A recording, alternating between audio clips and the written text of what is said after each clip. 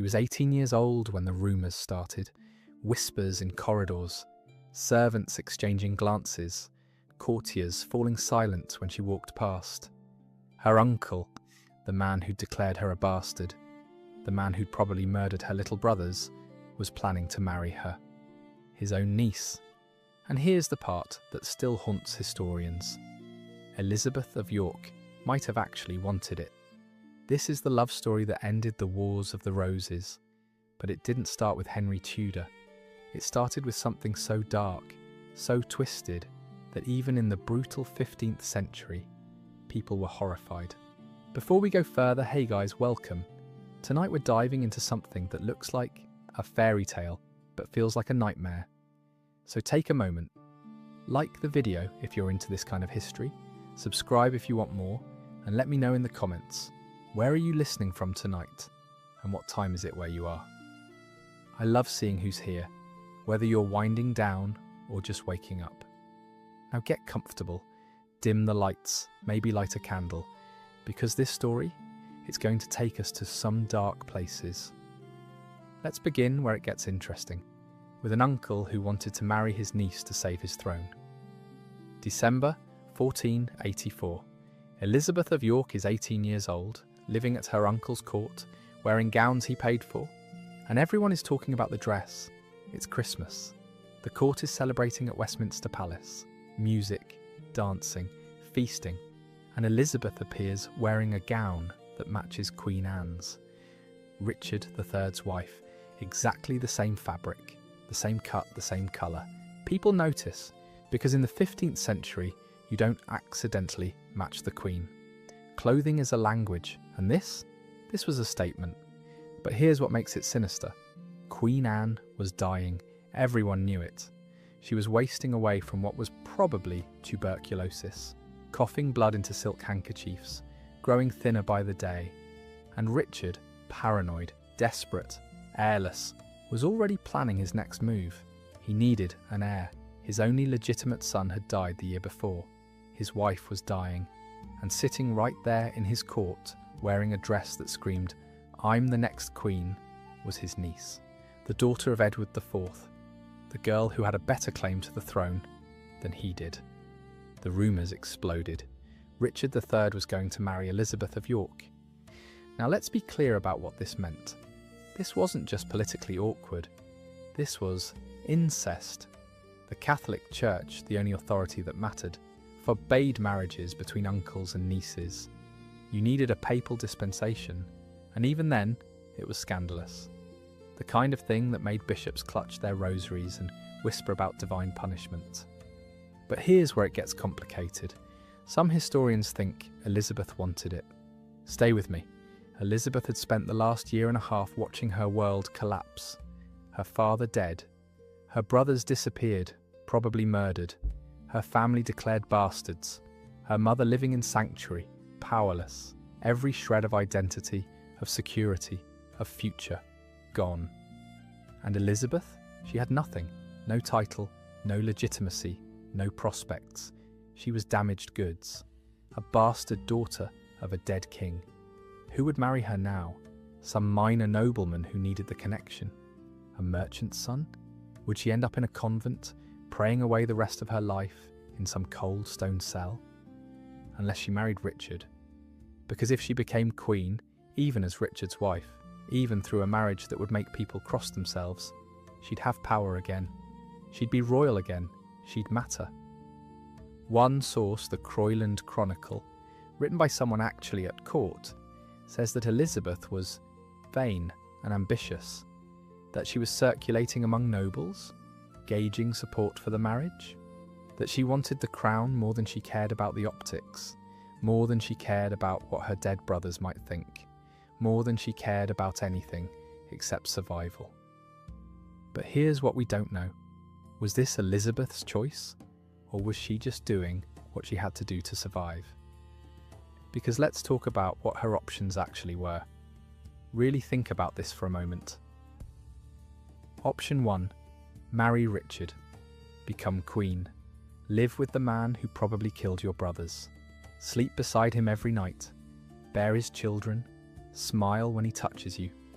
Never speak about Edward and Richard, the little boys who used to chase you through palace corridors, who looked up to you, who trusted you to protect them. Option 2, stay powerless, unmarriageable, irrelevant, hope someone takes pity on you. Watch your younger sisters get married off to minor nobles, while you age out of prospects, die in obscurity. Be remembered, if at all, as the bastard daughter who used to be a princess. Option 3. Wait for a stranger named Henry Tudor, a man you've never met, who has no real claim to the throne, who's been living in exile since he was 14, to somehow invade England and somehow win. Which would you choose? The answer isn't easy, and that's what makes this story so haunting. Because on March 16th, 1485, something happened that changed everything. Queen Anne died, and within days, Richard III stood in front of the entire court and made a public denial. He swore before God and witnesses that he had never intended to marry Elizabeth of York, that the rumours were lies, vicious, unfounded lies, that anyone spreading them would be punished, that he was shocked that anyone would suggest such an unholy union. Why the denial? Because his own advisers told him the plan was political suicide, that the people would revolt, that the church would excommunicate him, that it would destroy what little support he had left, that even his most loyal nobles were looking at him sideways, wondering if he'd lost his mind. So Richard backed down, and Elizabeth? She was sent away from court, dismissed, humiliated, rejected. But here's the thing nobody talks about. We have a letter allegedly written by Elizabeth herself to John Howard, Duke of Norfolk. In it, she complains bitterly about the denial. She expresses frustration that the marriage was blocked. She sounds angry, disappointed, like someone who'd been counting on something and had it snatched away. Some historians think it's a forgery, propaganda written later by Henry Tudor's supporters to make her look bad, to suggest she was a Yorkist loyalist who couldn't be trusted. But some think it's real, and if it's real, then Elizabeth of York wanted to marry the man who murdered her brothers. Let that sit with you for a moment. Let yourself feel how twisted that is, how desperate she must have been, how utterly broken the world must have seemed to her, that marrying her uncle, the man who destroyed her family, felt like her best option. Because 4 months later, everything changed again. Henry Tudor invaded England, and Elizabeth's entire future came down to a single battle on a field in Leicestershire. Let's rewind. Because before Henry Tudor could marry Elizabeth, he had to do something insane. Win a throne he had absolutely no right to. Henry Tudor was born on January 28, 1457, in Pembroke Castle, Wales. His mother, Margaret Beaufort, was 13 years old. 13. A child herself, she nearly died giving birth. The labour was so traumatic, so brutal, that she never had another child. Her pelvis was damaged, her body broken. She'd been married off at 12 to a man in his 20s, Edmund Tudor, who got her pregnant and then conveniently died before the baby was born. And Henry? He was tiny, sickly, and born into a family that had exactly zero claim to the English throne. Well, not zero. Technically, his mother was descended from John of Gaunt, a son of Edward III. But here's the catch. That bloodline came through John Beaufort, who was illegitimate, born out of wedlock. Yes, he'd been legitimised later, but Parliament had specifically ruled that this line could never inherit the crown. It was written into law, no Beauforts on the throne, ever. So Henry's claim, legally non-existent. A joke. The kind of claim that made real nobles laugh into their wine. Which is why, for most of his childhood, nobody paid attention to him. His father, Edmund Tudor, died before Henry was born. His mother remarried, twice, and spent most of her time scheming in the background of English politics, while her son was passed around like an unwanted chess piece, raised by his uncle, then captured by Yorkist forces when he was 5, then held in semi-captivity for years, a political hostage with no real value. He was polite, quiet, intelligent, and utterly powerless, a footnote in someone else's story. And then, in 1471, everything changed. The Lancastrian cause collapsed. Henry VI was murdered in the Tower of London, probably smothered with a pillow. His son, Edward of Westminster, was killed at the Battle of Tewkesbury, cut down at 17 years old while trying to flee the battlefield. And suddenly Henry Tudor, this obscure Welsh teenager, with no army, no money, no prospects, was the last surviving Lancastrian claimant, which meant he was in mortal danger. Because Edward IV, the Yorkist king, was hunting down every last Lancastrian, executing them, imprisoning them, making sure there was no one left who could challenge his throne. So at 14 years old, Henry fled to Brittany, smuggled out of Wales in the middle of the night, put on a ship, sent across the Channel to a foreign court where he knew no one. He lived in exile for the next 14 years. 14 years. Imagine being 14 years old and knowing you can never go home, that if you set foot in England, you'll be arrested and executed, that your entire life will be spent in foreign courts, begging for scraps, dependent on the charity of men who might betray you at any moment. Henry had no money, no army, no real support, just a mother who believed, with fanatic certainty, that her son was destined to be king. Margaret Beaufort was terrifying. Picture this, a woman so ambitious, so calculating, so religiously fervent that she would betray her own husband to put her son on the throne. She wore a hair shirt under her gowns, a rough, scratchy garment that chafed her skin raw, a form of religious penance. She took a vow of chastity, while still married, forcing her husband to agree that their marriage would be celibate. She spent hours every day in prayer, kneeling on cold stone floors until her knees were bruised and swollen, asking God to make Henry king. And she didn't just pray, she plotted, she wrote letters in code, she bribed servants, she cultivated relationships with disaffected nobles, she whispered in the right ears, planted the right rumours, made the right promises. In 1483, after Richard III took the throne, Margaret reached out to Elizabeth Woodville, Elizabeth of York's mother, who was hiding in sanctuary at Westminster Abbey with her daughters. And Margaret made a proposal. If Elizabeth Woodville would support Henry's invasion, Henry would marry Elizabeth of York. One marriage, two houses united, York and Lancaster together at last. The Wars of the Roses would end, not with blood, but with a wedding. Elizabeth Woodville agreed, not because she loved Henry. She'd never met him. He was just a name, a stranger, an exile, but because her sons were dead, her daughters were bastards, her power was gone, and Henry Tudor was the only option left, the only man who might restore her family's position, the only hope that her daughter might be queen again. So on Christmas Day, 1483, in Wren Cathedral in Brittany, Henry Tudor knelt before an altar and made a public vow. If he won the throne, he would marry Elizabeth of York.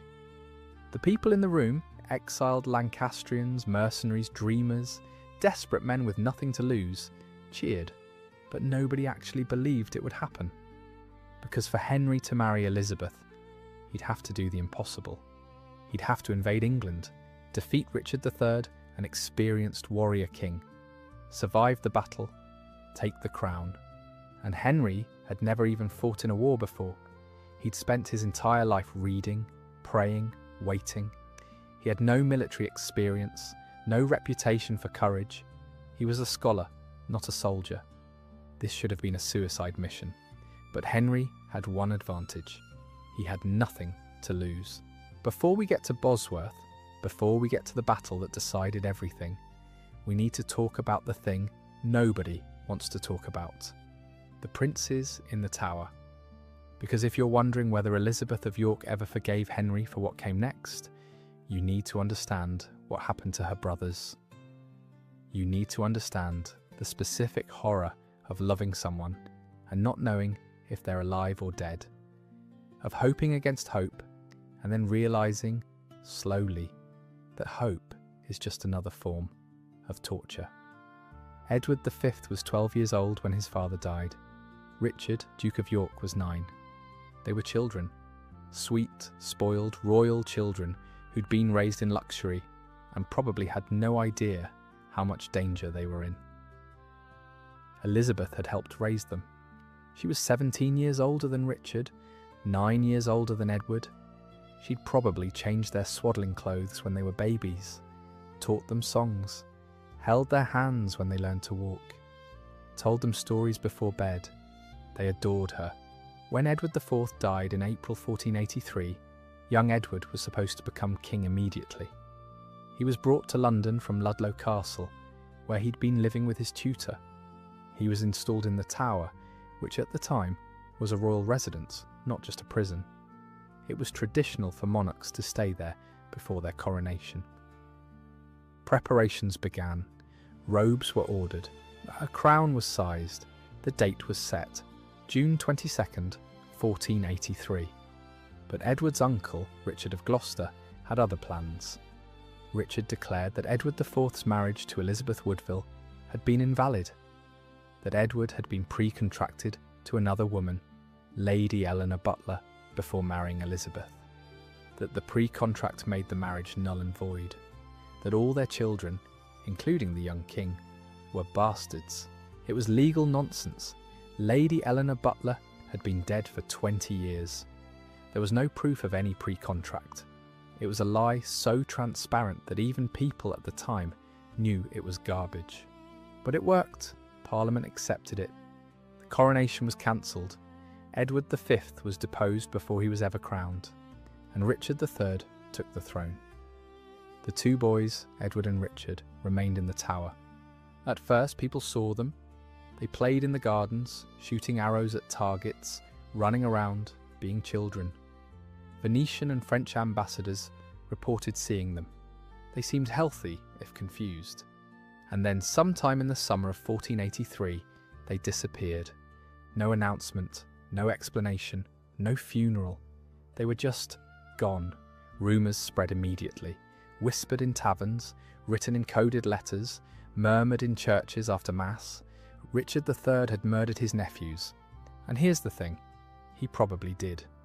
In 1674, workmen renovating the Tower of London found a wooden box buried under a staircase in the White Tower. Inside were the skeletons of 2 children, roughly the right ages. The bones showed signs of violence. One skull had damage consistent with smothering. They were reburied in Westminster Abbey in an urn designed by Christopher Wren, under a monument that reads, "Here lie the remains of Edward V and Richard, Duke of York." Modern analysis is inconclusive. The bones have never been DNA tested. The current royal family has refused permission. But the circumstantial evidence is strong. But we don't know how they died. Were they smothered in their sleep, as Shakespeare imagined? Pillow pressed over their faces while they struggled? Poisoned? Stabbed? Did they know it was coming? Did they cry for their mother? For Elizabeth? We just know they disappeared, and their sister Elizabeth had to live with that.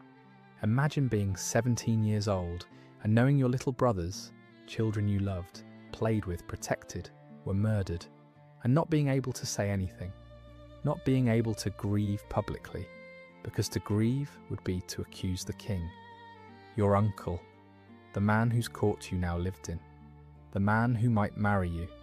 You'd have to smile, attend feasts, dance, pretend everything was fine. While inside, you were screaming. Elizabeth never spoke about them publicly, not once. No letters survive where she mentions their deaths. No chronicler records her weeping for them. But here's what we do know. Years later, when Elizabeth was queen, and her own son Arthur died, she reportedly said, "I know what it is to lose a child." Historians argue about what she meant. Was she talking about Arthur? Or was she thinking about Edward and Richard, the brothers who were taken from her? We'll never know. But there's one more twist to this story. One more layer of horror. Because some historians think Richard III didn't kill the princes. They think Henry VII did. Here's why.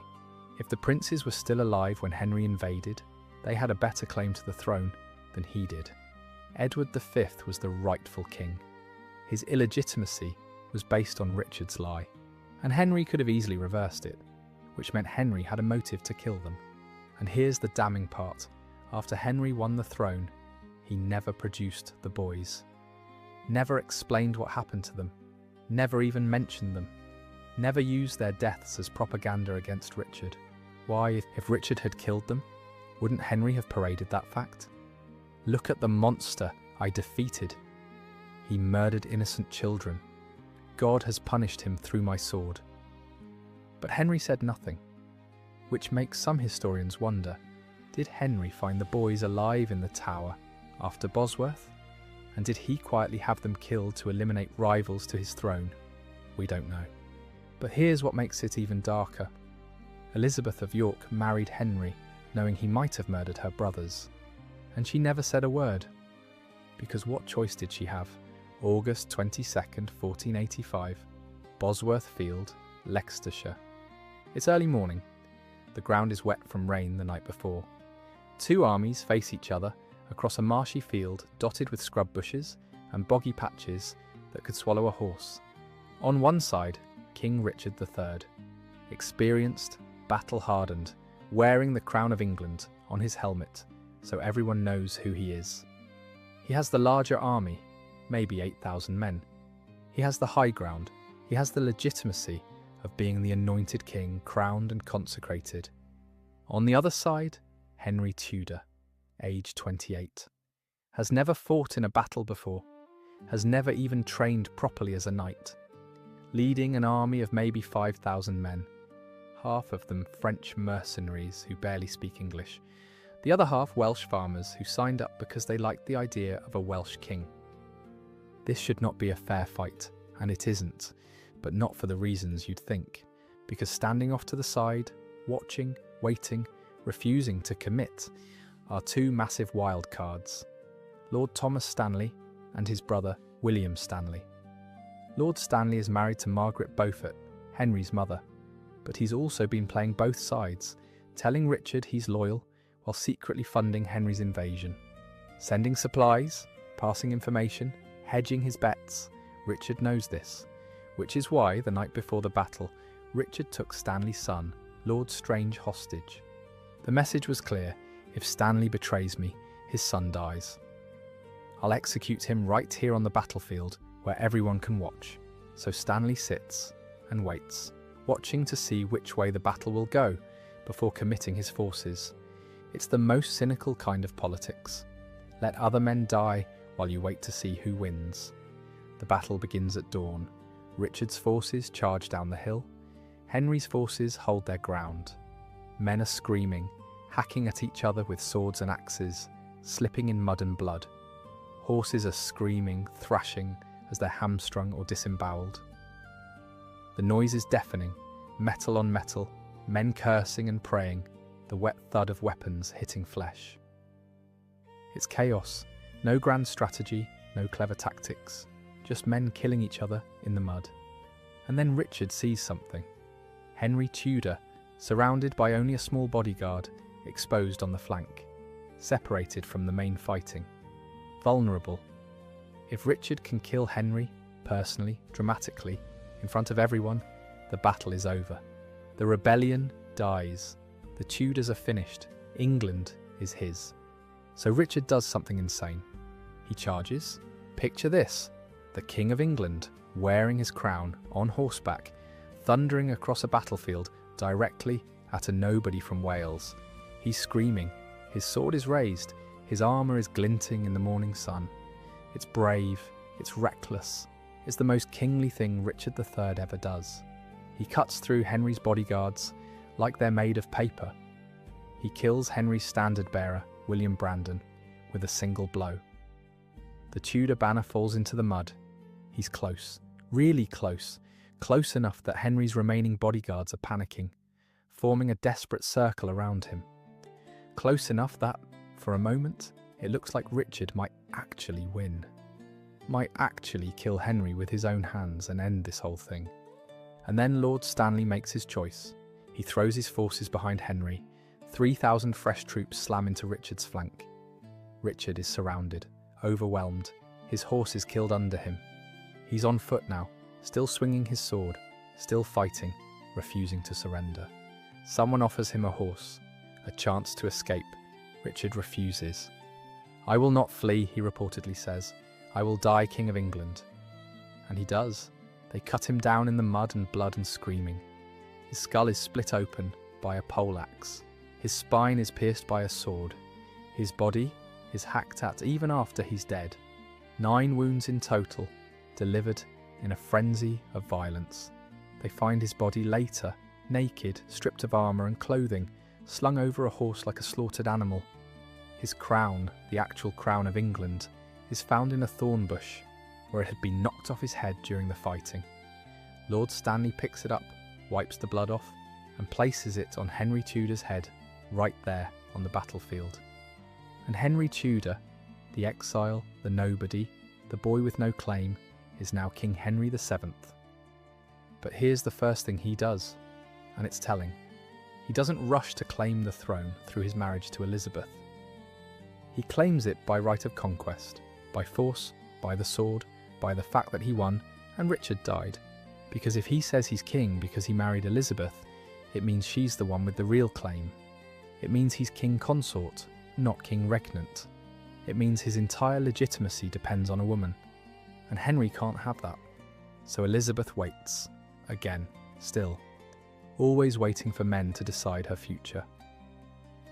Let me tell you what royal wedding nights were actually like in the 15th century, because this matters.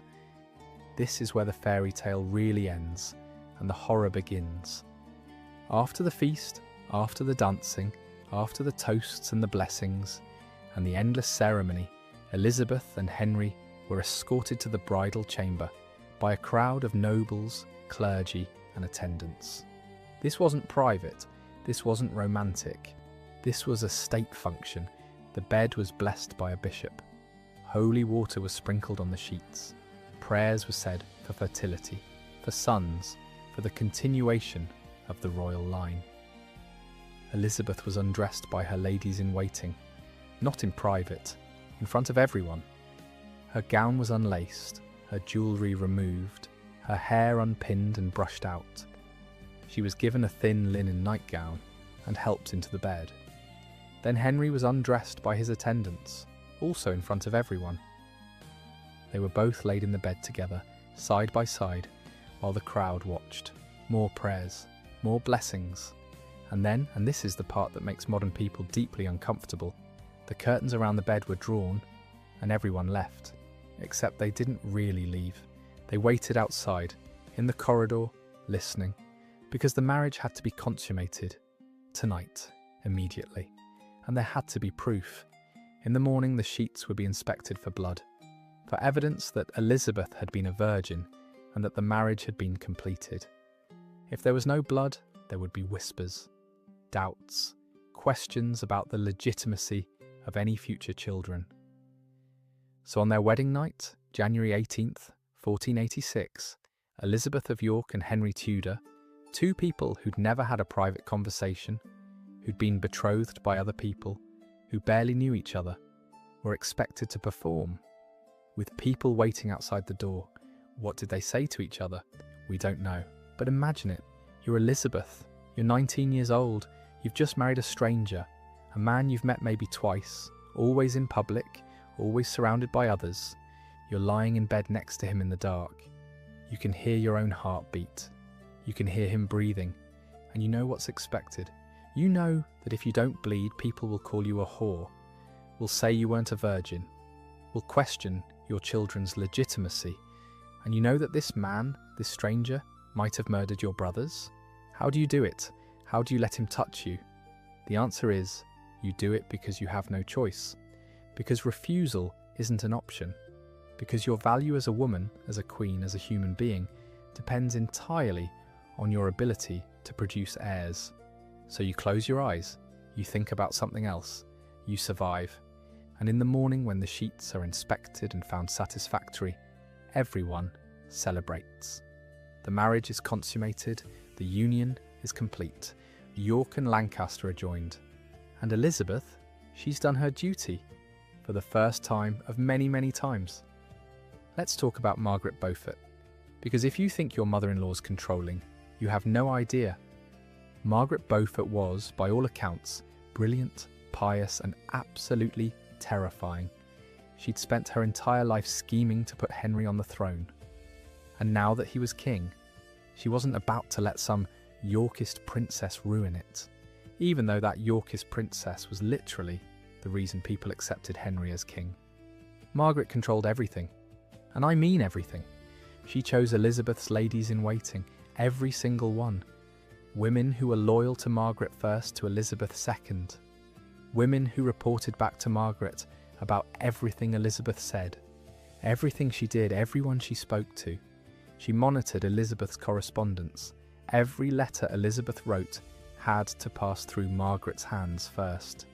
Every letter Elizabeth received was opened and read before it reached her. She dictated Elizabeth's daily schedule. When she woke up, when she prayed, when she ate, who she could see, where she could go. She even decided what Elizabeth wore, the fabrics, the colours, the cut of her gowns, all approved by Margaret. And here's the kicker. Margaret signed her letters Margaret R. R for Regina, Queen. She wasn't Queen, Elizabeth was, but Margaret didn't care. She styled herself as the King's mother, the matriarch of the Tudor dynasty, the woman who'd made it all possible. And technically, she was right. Without Margaret's scheming, Henry would have died in exile. Without her plotting, the invasion would never have happened. Without her deal with Elizabeth Woodville, the marriage would never have been proposed. Margaret believed, genuinely, with fanatic religious certainty, that she'd been God's instrument, that God had chosen her to bring peace to England through her son. And Elizabeth was just the womb, the vessel, the pretty face that made the people accept a questionable king. There are accounts of Margaret walking into rooms ahead of Elizabeth, of Margaret sitting in positions of honour that should have gone to the Queen, of Margaret making decisions about royal policy without consulting Elizabeth. In council meetings, when they happened, Margaret sat at the table. Elizabeth wasn't even in the room. One historian described their relationship as Henry was king, but Margaret was in charge. And Elizabeth was just there, smiling, silent, performing her role. But here's where it gets truly invasive. When Elizabeth was pregnant, Margaret took over completely. Medieval royal pregnancies weren't private. They were state events, national emergencies. The future of the dynasty depended on them. And Margaret, who'd almost died giving birth to Henry at age 13, had opinions about how Elizabeth should do it. She dictated when Elizabeth would enter confinement, the period where pregnant queens were locked away from the world for the final weeks before birth. Usually 6 to 8 weeks, but Margaret sometimes extended it. She chose the midwives, all of them. Women Margaret trusted, women with experience, but also women who would report everything to Margaret. She decided who could visit Elizabeth during confinement. Not Elizabeth's mother, not Elizabeth's sisters, Margaret's chosen women only. She wrote detailed instructions about the room, how dark it should be, how warm, what herbs should be burned for purification. And when Elizabeth went into labour, Margaret was right there, in the room, hovering, praying, supervising. Imagine giving birth while your mother-in-law stands over you, clutching a rosary, murmuring prayers, watching every moment of your pain. That was Elizabeth's reality, 8 times. Elizabeth's own mother, Elizabeth Woodville, was barely allowed near her during her pregnancies. The woman who'd given birth to 10 children herself, who could have actually helped, was shut out. Why? Because Margaret didn't trust her, thought she might be plotting, might be whispering Yorkist propaganda to Elizabeth. So Elizabeth Woodville, the former queen, was forced to watch from a distance as her daughter suffered through pregnancy after pregnancy with no family support. Just Margaret, always Margaret. But here's the thing that's easy to miss. Elizabeth and Margaret actually developed a kind of grudging respect for each other over the years. Not affection, probably not friendship, but a mutual understanding, because they were both women trying to survive in a world run by men. Margaret had clawed her way to power through intelligence, religious mania, and ruthless political manoeuvring. Elizabeth had survived by being graceful, silent, and adaptable. Different strategies, same goal. Stay alive, protect your children, endure. And in a strange way, they needed each other. Margaret needed Elizabeth to produce heirs, to legitimise Henry's reign, to be the face of Tudor unity. Elizabeth needed Margaret's protection from Yorkist plots, from court intrigue, from the constant threat of being declared illegitimate again. So they coexisted, circling each other like wary cats.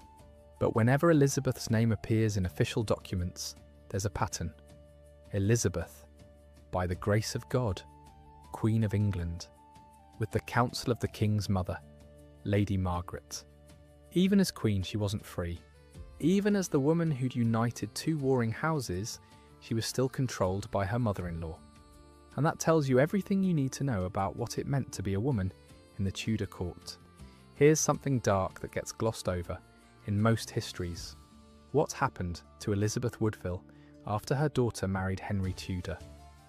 Remember, Elizabeth Woodville had been queen herself. She'd ruled beside Edward IV. She'd wielded real power, made real decisions, shaped policy. She'd been a political force, a woman who'd started as a widow with no prospects and ended up as Queen of England through sheer will and beauty. And after her daughter's wedding, she disappeared. Well, not literally, but politically, socially, she might as well have vanished. In 1487, just a year after Elizabeth married Henry, Elizabeth Woodville was stripped of her lands, her income, her household, everything. The official reason? She'd made peace with Richard III. She'd left sanctuary and sent her daughters to his court. Therefore, she'd betrayed the Lancastrian cause and couldn't be trusted. But here's the real reason. Margaret Beaufort wanted her gone. Two queens in one court, two women with claims to Elizabeth's loyalty, two mothers-in-law vying for influence. Margaret couldn't have that. So Elizabeth Woodville was exiled to Bermondsey Abbey. Not imprisoned, technically, but forced to live as a pensioner, stripped of her title, her dignity, her power. She lived there for 5 years, in a small apartment in a religious house. The former Queen of England reduced to praying in a cold stone chapel and accepting charity from nuns. She died in 1492. She was 55 years old. And here's the heartbreaking part. Elizabeth of York couldn't help her, couldn't protect her, couldn't even publicly defend her. Because to defend her mother would be to question Henry, to question Margaret, to risk everything Elizabeth had worked for. So Elizabeth watched her mother be destroyed, humiliated, erased, and said nothing. Can you imagine that? Your mother, the woman who raised you, protected you, negotiated your marriage, is being stripped of everything. And you're the queen. You have power in theory, but you can't use it, because using it would mean losing everything. So you smile, you attend court, you get pregnant again, you pretend not to notice that your mother is dying alone in a convent while you live in palaces. That's what being queen meant for Elizabeth of York. Not power, not freedom, just a different kind of prison. Now let's talk about what really killed Elizabeth of York. Not politics, not betrayal, not even heartbreak. Childbirth. Between 1486 and 1503, Elizabeth was pregnant 8 times. 8 times in 17 years. Let's count them, and let's not use a list because we hate those. Let's tell the story of each one. The first was Arthur, born in September 1486, just 8 months after the wedding. The timing raised eyebrows. People counted backward on their fingers, whispered that Elizabeth must have been pregnant before the wedding, or that the baby was premature. Either way, not a great start. But Arthur lived, and that's all that mattered to Henry. Then came Margaret in 1489, another 3 years of Elizabeth's life, consumed by pregnancy, birth, recovery. Margaret survived too, thank God. 2 living children. The dynasty seemed secure. Henry was born in 1491. The spare heir, the backup. Nobody thought he'd be king. He was the second son, meant to go into the church or become a military commander, but he lived, and that made 3. Then Elizabeth, named after her mother, born in 1492, the first daughter after 2 sons. Sweet, loved, doted on. She died at 3 years old. We don't know why, probably disease, probably something that would be curable now, with antibiotics. Mary arrived in 1496, beautiful, charming, destined to be married off to foreign royalty. She survived. Edmund came in 1499. A boy, healthy at birth, dead within 15 months. Again, we don't know why. And then there were the last 2, Catherine in 1503, who died within days of being born, and possibly other pregnancies that ended in miscarriage, never recorded, never mentioned. That's 8 confirmed pregnancies, but the reality is probably worse. Because miscarriages weren't always documented, especially early ones. A woman could be 2-3 months pregnant and lose the baby, and no one would write it down. It was just expected. Part of being a wife. So Elizabeth might have been pregnant 10 times, 12 times. We'll never know. But here's what those numbers don't show. The physical toll, the pain, the fear, the months of recovery between each pregnancy. Let me paint you a picture of what Elizabeth went through. Every single time. It starts with missing your monthly courses. In the 15th century, they called it the flowers or the terms, and when they didn't come, you knew. There was no pregnancy test, no doctor's confirmation. You just knew. Your breasts hurt, you felt sick, your body was changing, and immediately everyone else knew too, because a queen's body wasn't private. Your ladies in waiting tracked your courses, reported to the king's mother, reported to the king. Within days the news would spread. The queen is with child. Again. And the countdown began. 9 months. 9 months of your body not being your own. The sickness came first. Morning sickness, they call it now. But it wasn't just mornings. It was all day, every day, for months. Imagine waking up every single morning and immediately vomiting. Nothing stays down. Water makes you sick. The smell of food makes you sick. The sight of certain colours makes you sick. And you're expected to attend court. To smile, to sit through feasts while the smell of roasted meat makes your stomach heave. Then the swelling. Your ankles, your hands, your face, everything puffs up. Your rings don't fit. Your shoes are tight. You're constantly uncomfortable. The exhaustion. Bone-deep, soul-crushing exhaustion. You could sleep 16 hours a day and still feel tired. And the fear. Constant, gnawing fear. Will this baby live? Will I survive? What if something goes wrong? Because things went wrong all the time. Women died in childbirth constantly. Queens, peasants, everyone. Around the 7th month you'd enter confinement. This was mandatory for royal births. You'd be shut away in a darkened room. Windows covered with heavy curtains. Tapestries hung over every surface to block drafts. Candles for light, but not many, because too much light was thought to harm the baby. The room would be hot, stifling, the air thick and stale, and you'd stay there for 6 to 8 weeks, not allowed outside, not allowed fresh air, just waiting, praying, sewing baby clothes, trying not to think about all the ways this could kill you. Your attendants would be with you constantly. Women only. No men allowed except priests for confession. And Margaret Beaufort, always Margaret, hovering, praying, judging.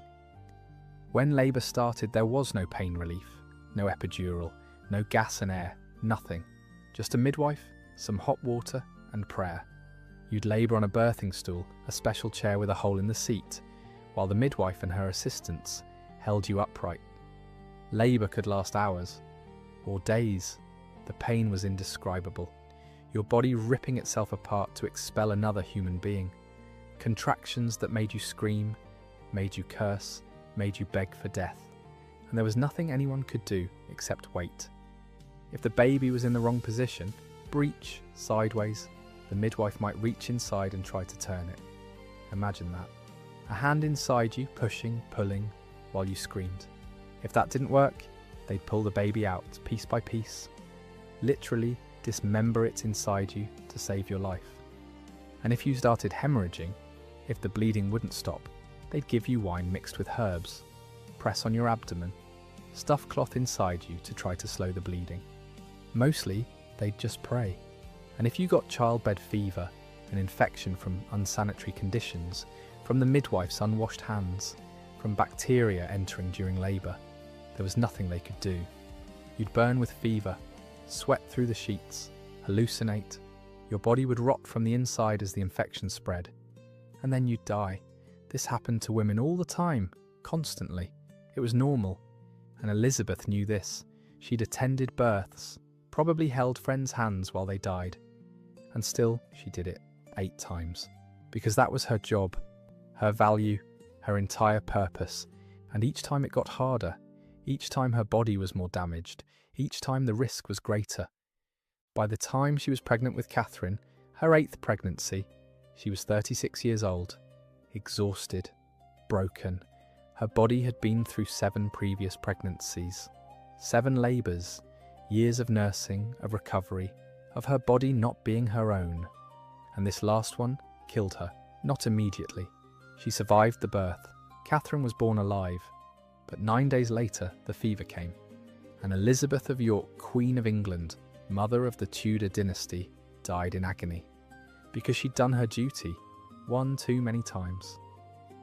Let's talk about what Elizabeth's actual daily life looks like, because being queen wasn't about power or luxury.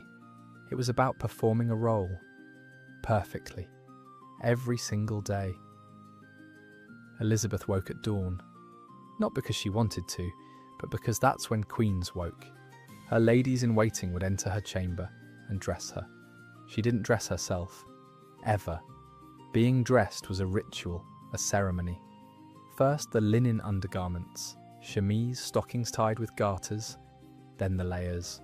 The kirtle, a fitted gown that went over the chemise, then the outer gown, heavy with embroidery, lined with fur if it was winter. The gown would be laced up the back, tight, so tight you could barely breathe, because a proper queen had a tiny waist. Then the headdress. In the 1480s and 90s, English queens wore the gable hood, that distinctive angular headdress you see in portraits. It was heavy, it gave you headaches, and it was worn over a linen cap that covered every strand of hair, jewellery, rings, necklaces, brooches, all chosen by Margaret Beaufort to be appropriate for the day's activities. And then, once you were dressed, a process that could take an hour, you could begin your day. First, Massachusetts, always every morning, no exceptions. Elizabeth would process to the chapel with her ladies, kneel on a cushion, if she was lucky, and attend Mass, sometimes multiple Masses, prayer after prayer in Latin that most people didn't understand. This could take hours.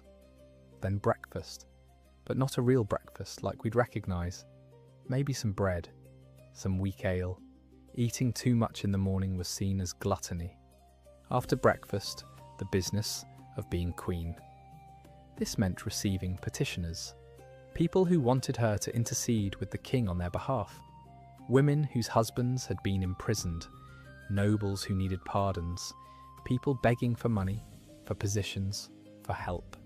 Elizabeth would listen, smile, promise to speak to the king, knowing that most of the time Henry would ignore her requests. Then there were fittings, for new gowns, for the baby's christening robes, for ceremonial garments, standing for hours while seamstresses pinned fabric around you. Then embroidery. Queens were expected to be accomplished needlewomen, Elizabeth would sit with her ladies and embroider altar cloths, shirts for Henry, baby gowns. Hour after hour of sitting, stitching, making small talk, pretending to be interested in gossip. Then dinner, the main meal served around midday. This was a public event. Elizabeth would eat on a raised platform while courtiers watched. She couldn't just eat casually. Every movement was scrutinised. And the food? Elaborate, yes, but also weird. Medieval royal feasts included things like peacock, re-feathered after cooking to look alive, swan, porpoise, whale, lots of meat in heavy sauces, jellied eels, pickled vegetables. Elizabeth had to eat daintily, take small bites, chew carefully, never show that she was hungry or disgusted. After dinner, more prayers, vespers in the chapel, then maybe some entertainment, musicians, jesters, poets reading verses, but always supervised, always public, never just relaxing. Then supper, a lighter meal in the evening, more prayers, compline, the final prayers of the day, and then finally, bed. But even bed wasn't private. Her ladies would undress her, brush her hair, help her into her nightgown. Some of them would sleep in her chamber, on pallets on the floor, to attend to her if she needed anything during the night. Elizabeth was never, ever alone. Every moment was watched, every word reported, every action scrutinised, and this was every day, for 17 years. No days off, no vacations, no privacy, just an endless cycle of dressing, praying, smiling, performing. Now here's a question for you. Imagine living like that, never being alone, never making your own choices, every moment of your day dictated by other people. How long do you think you could endure it before you broke? Think about that and let me know in the comments. Because Elizabeth did it for 17 years, and the only time she was truly free was when she was dead. September 20th, 1486, just 8 months after the wedding. Elizabeth gives birth to a son in the early morning hours at Winchester Castle. They name him Arthur. The symbolism is perfect, calculated, deliberate. King Arthur, the legendary British king who united the realm, who pulled the sword from the stone, who represented everything good and noble about England. The once and future king. This baby is meant to be the new Arthur, the king who will heal the wounds of the Wars of the Roses, the living proof that York and Lancaster can create something beautiful together. Henry is ecstatic. He rushes to Elizabeth's chamber, holds the baby, weeps with joy. Margaret Beaufort falls to her knees and thanks God, publicly, dramatically. The kingdom celebrates. Bonfires are lit, bells ring, wine flows in the streets, poets write verses about the birth of the Prince of Wales. But there's one small problem that people whisper about in corners, that gets mentioned in letters written in code. The baby arrived 8 months after the wedding. Not 9, 8, which means either Elizabeth was pregnant before the wedding or the baby was premature. Neither option looks great. If she was pregnant before the wedding, it means she and Henry had been intimate before they were married. Scandalous, yes, but not unheard of. But it would also mean the wedding was rushed because it had to be, that they'd sinned, that the perfect Tudor propaganda, the pure union of two houses, was tainted. If the baby was premature, everyone worried he wouldn't survive. Premature babies in the 15th century rarely did. They were too weak, too small. They caught fevers and died within days. But Arthur survives. He's small, fragile, but he lives. And as he grows, he becomes everything Henry and Elizabeth hoped for. Arthur is intelligent, bookish. He loves learning. He speaks Latin fluently, some French, some Spanish. He studies history, philosophy, theology. He's pious, attending Mass daily, just like his grandmother Margaret taught him. He's polite, well-mannered. He knows how to bow, how to address nobles, how to conduct himself at court. And he's being prepared from birth to be the perfect king. In 1489, when Arthur is just 3 years old, he's created Prince of Wales. There's a ceremony, a feast, a proclamation. He's the heir, the future. In 1501, when he's 15, he's married to Catherine of Aragon, a Spanish princess. The wedding is lavish. Weeks of celebrations, tournaments, feasts. The kingdom is united in joy. Catherine is 16, beautiful, educated, pious. The daughter of Ferdinand and Isabella of Spain. The marriage cements an alliance with the most powerful Catholic kingdom in Europe. It's perfect, except for one thing. Arthur is sickly. He always has been. Weak lungs, prone to fevers. He coughs a lot, gets tired easily. But he's young. He'll grow stronger. That's what everyone tells themselves. Arthur and Catherine are sent to Ludlow Castle in Wales to establish their household, to learn to rule together. And then, in April 1502, Arthur gets sick. It starts as a fever, chills, sweating. Nothing unusual for Arthur. He's been sick before. But this time, it doesn't get better. It gets worse. The sweating sickness, that mysterious disease that appeared when Henry invaded England, is sweeping through Wales. Arthur is burning with fever, drenched in sweat, complaining of pain in his chest, his head. He can't keep food down, can barely drink water. Catherine gets sick too, but she survives. Arthur doesn't. He dies on April 2nd, 1502, at Ludlow Castle. He's 15 years old, married for less than 5 months. The news reaches Elizabeth at Greenwich Palace on April 4th. Henry's confessor, who delivers the news, reports that Elizabeth was struck with grief and had to be helped to her chambers. Contemporary accounts say she screamed, collapsed, that her ladies had to physically carry her because she couldn't walk. For 2 days, she doesn't leave her room, doesn't eat, just weeps. Henry, devastated, goes to her, and in a rare moment of tenderness that's actually documented in detail, they hold each other. Elizabeth tells Henry that they're both young enough to have more children, that God has blessed them with 2 surviving sons. Prince Henry is still alive. She comforts him. Even in her own grief, she comforts him, because that's her job. But privately, in letters that survive, people describe Elizabeth as broken, changed, never quite the same after Arthur's death. Because Arthur wasn't just her son, he was her hope. The proof that everything she'd endured, the marriage to a stranger, the 8 pregnancies, the lack of freedom, had been worth it. And now he was gone. And there's only one solution. She needs to get pregnant again. She's 36 years old. She's already had 7 pregnancies. Her body's exhausted, damaged. But the kingdom needs an heir, needs more sons. Because what if something happens to Prince Henry?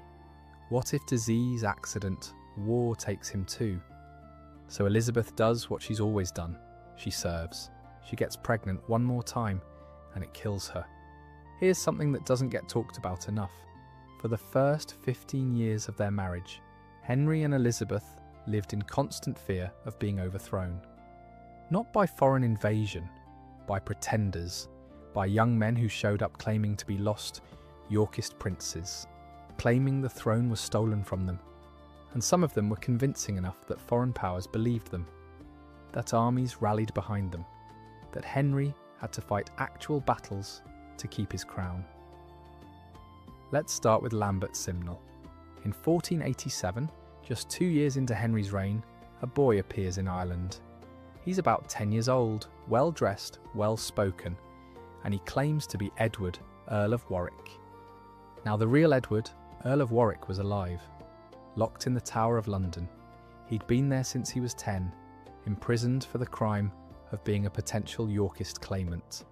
But most people didn't know that. Communication was slow, rumours spread faster than facts.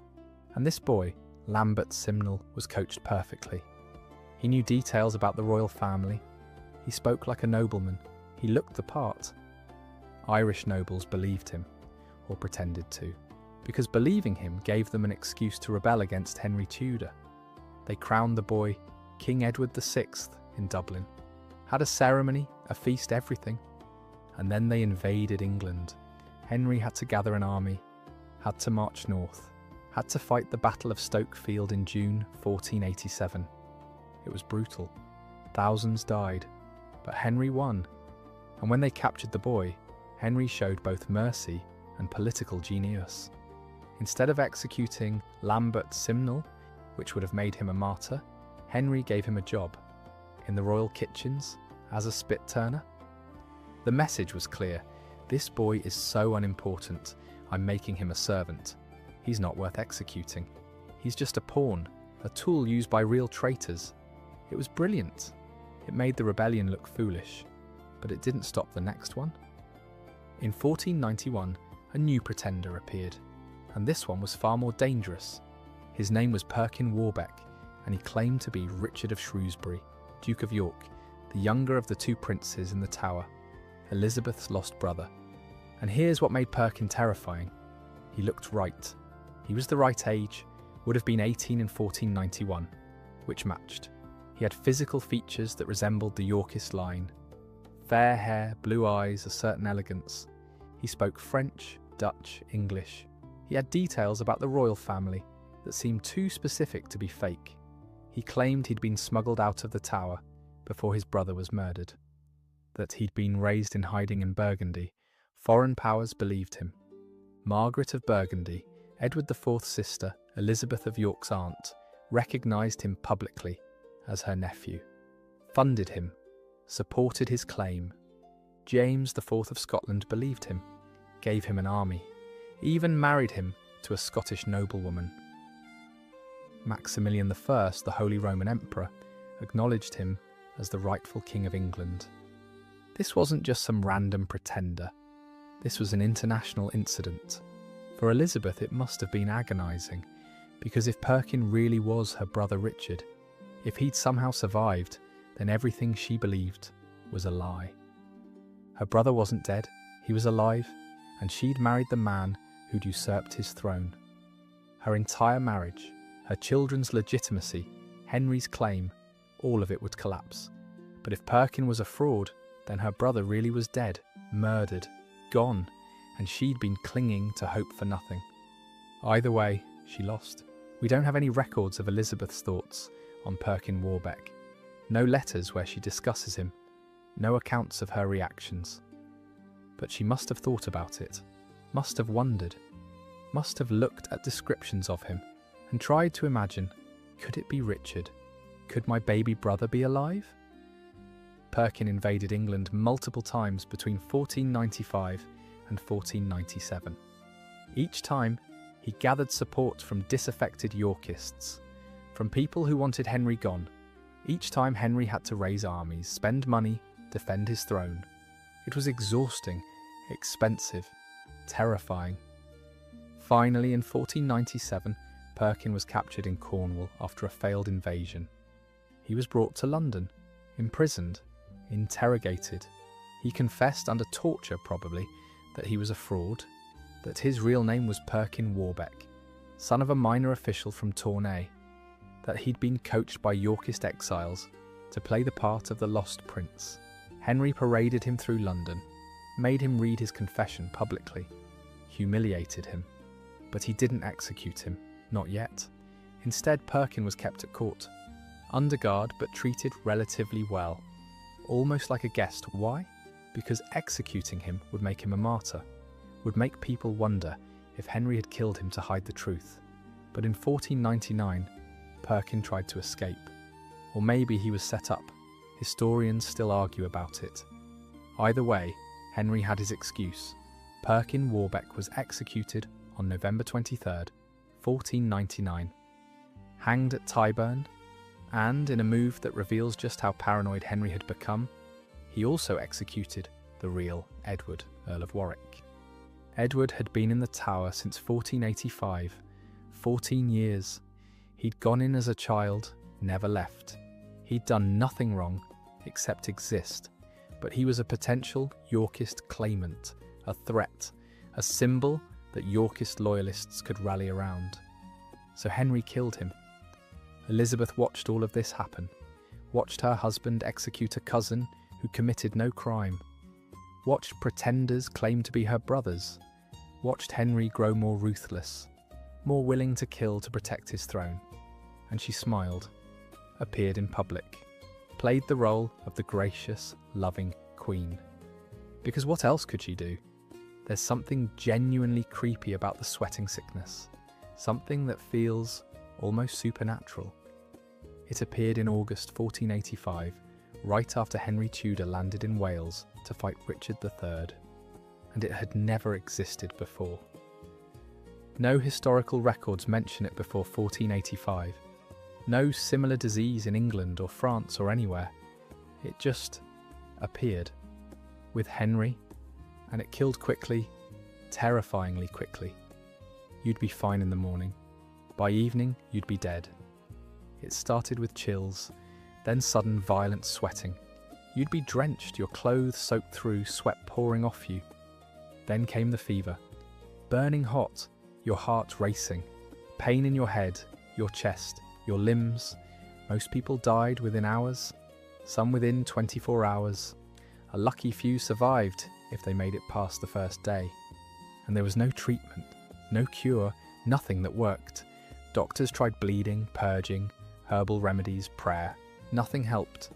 The disease swept through Henry's army first, killing soldiers, camp followers, anyone close to him.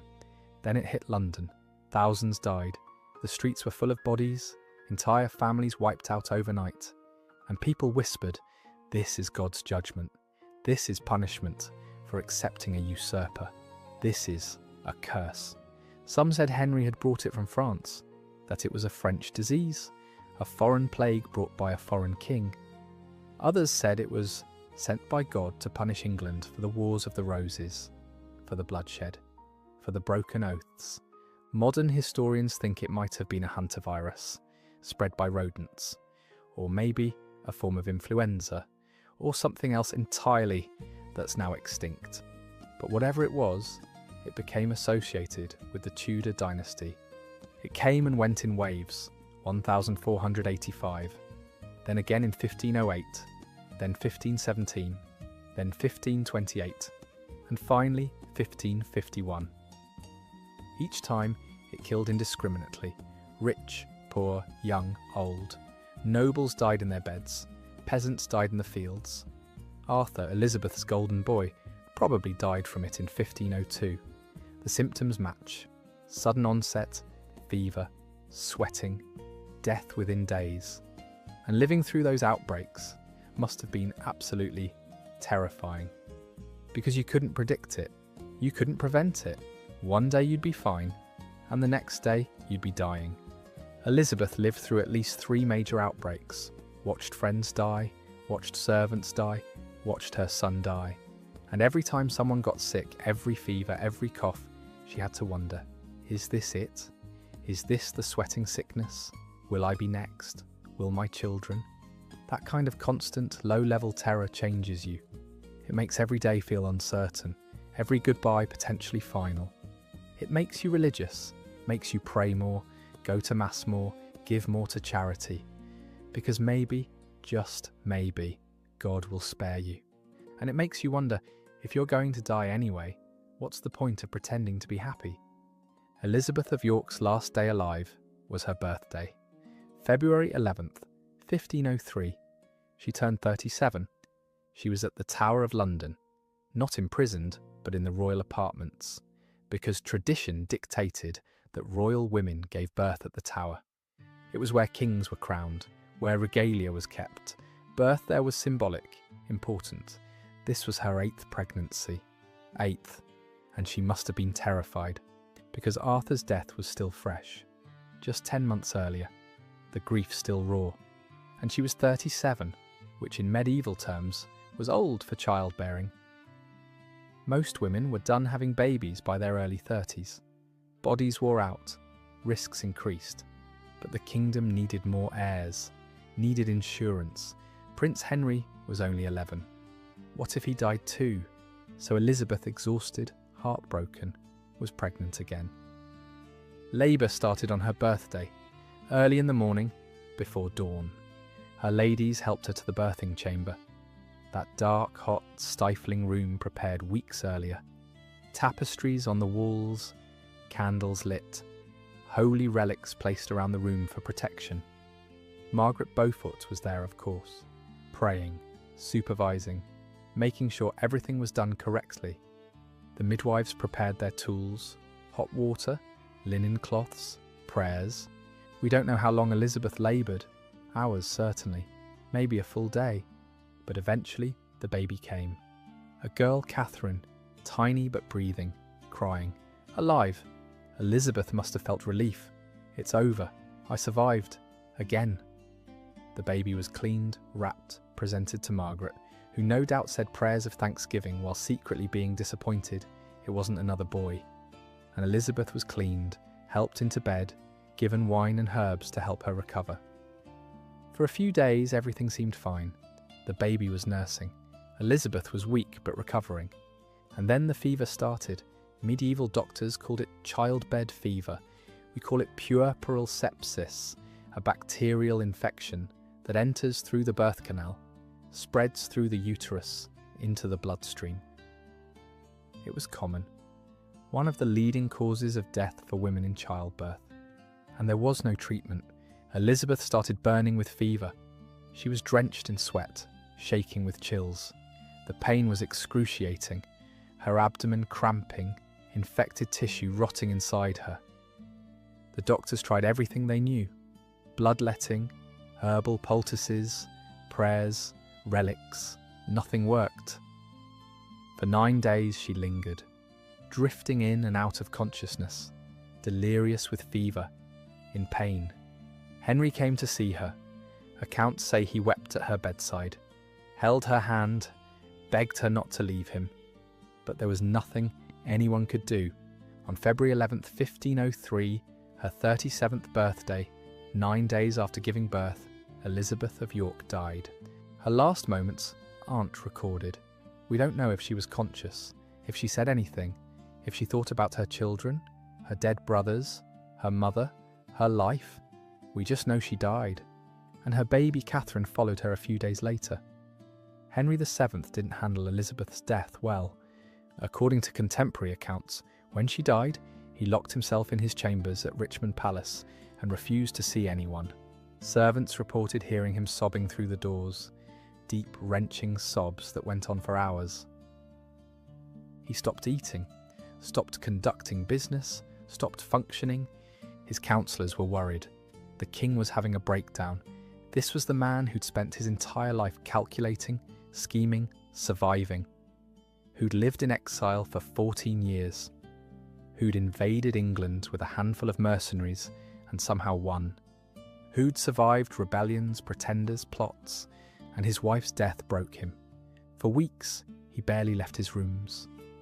When he did appear, he looked haggard, aged, hollow, and then he threw himself into planning her funeral. It was the most elaborate funeral England had seen in decades. Elizabeth's body was embalmed, her internal organs removed, her body cavity filled with spices and preservatives. She was wrapped in cerecloth, then placed in a lead coffin, then a wooden coffin. She lay in state for 11 days in the Tower, where she died, surrounded by candles, by priests chanting prayers, by nobles paying their respects. Then her body was processed through London to Westminster Abbey. The streets were lined with mourners, thousands of them, people genuinely grieving for a queen they'd loved. The funeral service lasted hours, masses were said, prayers chanted, bells tolled, and then Elizabeth was buried in a vault beneath the Lady Chapel at Westminster Abbey. But here's where it gets emotional. Henry commissioned a tomb for her. Not just any tomb, the most elaborate, expensive, beautiful tomb that Westminster Abbey had ever seen. He hired Pietro Torrigiano, an Italian sculptor, the best, the same man who'd once punched Michelangelo in the face. The tomb took years to complete. It's made of black marble and bronze. On top, there are 2 effigies, Elizabeth and Henry, lying side by side, their hands clasped. Elizabeth's effigy is exquisite. Her face is serene, peaceful, her hands folded in prayer. She's wearing a crown, royal robes, her hair loose around her shoulders. Every detail is perfect. the folds in her gown, the delicate features of her face, the rings on her fingers. It's one of the most beautiful pieces of Renaissance sculpture in England. And here's the heartbreaking part. Henry requested that when he died, he be buried next to her. Not in a separate tomb, not with more grandeur or more space, next to her, together. He lived for 6 more years after Elizabeth died, and in that time, his counsellors begged him to remarry, to secure the succession, to form new alliances. He considered it. There were negotiations with foreign courts, portraits of potential brides were sent, but nothing came of it. Henry never remarried. Some historians argue it was practical. He was getting older, his health was failing, another marriage seemed complicated. But there's a simpler explanation. He couldn't, because he'd loved her, not in the grand romantic Shakespeare way, but in the quiet, steady way of 2 people who'd survived something together. They'd been married for 17 years, raised children together, endured rebellions, deaths, fear, grief, and now she was gone. The last 6 years of Henry's life were marked by paranoia, cruelty, and loneliness. He became obsessed with money, squeezing taxes from his nobles, hoarding wealth. He became ruthless, executing people on flimsy pretexts. He became isolated, trusting no one. He was a ghost of the man he'd been when Elizabeth was alive. And when he died on April 21st, 1509, his will specified exactly where he wanted to be buried. Next to Elizabeth, in the tomb he'd commissioned for both of them. Together, even in death. And if you visit Westminster Abbey today, you can see them. Their effigies lying side by side, hands clasped, united in death as they were in life. It's beautiful, and it's heartbreaking, because it shows that despite everything, the political marriage, the lack of choice, the duty, the suffering, something real had grown between them. Something that couldn't be defined in treaties or contracts. Something that looked, in the end, a lot like love. So what's Elizabeth of York's legacy? On the surface, it's complicated. History remembers Henry VII as the founder of the Tudor dynasty, the man who ended the Wars of the Roses, the king who brought stability to England. But dig deeper, and you realise, without Elizabeth, none of that works. Henry's claim to the throne was legally garbage. His bloodline was illegitimate, barred from succession by law. But Elizabeth's claim was solid, unquestionable. She was the eldest surviving child of Edward IV. In a world where women couldn't rule, she was the closest thing to a legitimate heir the Yorkists had. Her marriage to Henry was what made people accept his kingship. Not his victory at Bosworth, not his political manoeuvring. She was the bridge, the unifier, the symbol that made the Tudor dynasty possible. And her children changed the world. Margaret became Queen of Scotland, and through her the Stuart line that eventually united England and Scotland came into being. Every British monarch since James I descended from Margaret Tudor. From Elizabeth's daughter, Mary became Queen of France briefly, and was by all accounts beautiful, charming, and deeply loved by the French people. And Henry, well, we all know what Henry VIII did. 6 wives. The English Reformation, the break from Rome, the dissolution of the monasteries, the creation of the Church of England. Henry VIII reshaped England in ways that still affect us today, and he existed because Elizabeth of York spent 17 years pregnant. But there's another legacy, one that's more subtle. Through Henry VIII's daughter, Elizabeth I, the Tudor line reached its pinnacle. Elizabeth I, named after her grandmother, became one of England's greatest monarchs. She defeated the Spanish Armada. She presided over the English Renaissance. She never married, but she ruled absolutely. And she was everything Elizabeth of York never got to be. Powerful, independent, free. In a strange way, Elizabeth I was the fulfillment of her grandmother's lost potential. All the intelligence, all the strength, all the dignity that Elizabeth of York had to suppress, Elizabeth I got to express.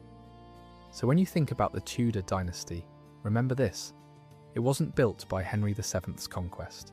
It was built by Elizabeth of York's body, by her willingness to marry a stranger, to bear 8 children, to smile through grief, to perform the role of perfect queen while her own desires, her own voice, her own self were slowly erased.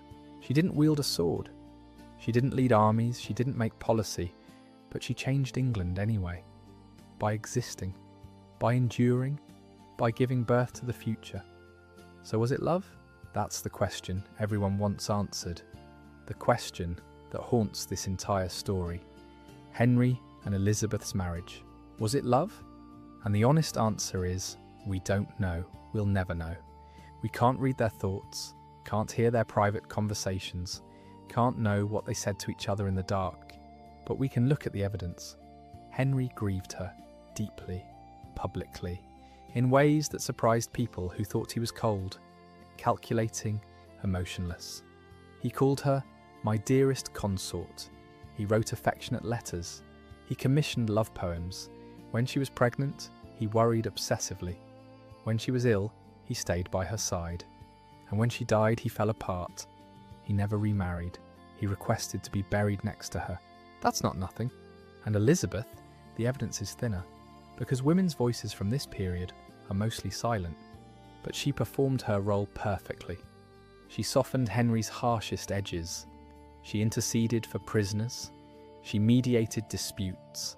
Contemporary accounts describe her as devoted to Henry, as a loving wife, and in the few letters that survive, she calls him my lord and love. Maybe it was just formulaic language, or maybe it was real. We don't know, but here's what we do know. They were 2 people who should never have met. A Yorkist princess and a Lancastrian exile, born enemies. They were married for political reasons, to end a war, to unite 2 houses. They had no say in the match, no choice, no courtship, and yet they built something together. Not a perfect marriage, not a fairy tale, not the kind of love story that gets told in songs, but a partnership. A relationship built on compromise, on survival, on showing up for each other day after day, even when it was hard. They raised children together, 7 living children who grew up knowing their parents worked as a team. They endured rebellions together, pretenders claiming their throne, foreign threats, domestic plots. They survived the sweating sickness outbreaks together, the deaths of children together, the constant fear together. And somewhere in all of that, in the shared meals, the card games, the quiet moments between public performances, they built something real. Maybe not passion, maybe not romance, but respect, trust, affection, and maybe in the end, that's what love actually is. Not the fireworks at the beginning, not the dramatic gestures, but the choice to stay, to keep choosing each other, to build a life together, even when circumstances are impossible. Elizabeth didn't get to choose Henry at first, but she could have made his life miserable, could have been cold, distant, uncooperative. Instead, she chose every day to be his partner. And Henry chose her too, chose to trust her, to rely on her, to grieve her when she was gone. So yes, it was a love story, just not the kind they write in fairy tales. It was a love story written in compromise, in survival, in 2 people doing their best in an impossible situation. And that, more than any grand romance, is what endures. So tonight, as you drift off, think about Elizabeth of York. Not as a symbol, not as a footnote in someone else's story, but as a woman. A woman who was 17 when her world collapsed, who was 18 when rumours said her uncle wanted to marry her, who was 19 when she married a stranger, who spent 17 years pregnant, in pain performing a role, who buried her brothers, her mother, her children, who smiled through it all, who never got to rule England, but who made it possible for her children and grandchildren to do so. She didn't end the Wars of the Roses with violence. She ended them with grace, with her willingness to marry the enemy, to build a bridge where there had been only bloodshed. She wore the crown, but she was never just a queen. She was the foundation, the bridge. The reason it all worked, and maybe that's the most powerful legacy of all. Not ruling, but making it possible for others to rule. Not fighting, but choosing peace. Not speaking, but changing everything through silence. Elizabeth of York lived quietly, died young, left almost no written words behind. But her legacy echoes through centuries.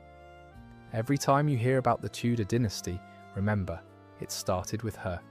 Every time you hear about Elizabeth I, remember, she was named after her grandmother. Every time you think about the end of the Wars of the Roses, remember, it ended because a Yorkist princess married a Lancastrian exile and chose every day to make it work. That's Elizabeth's story, and it's more powerful than any fairy tale. Sleep well.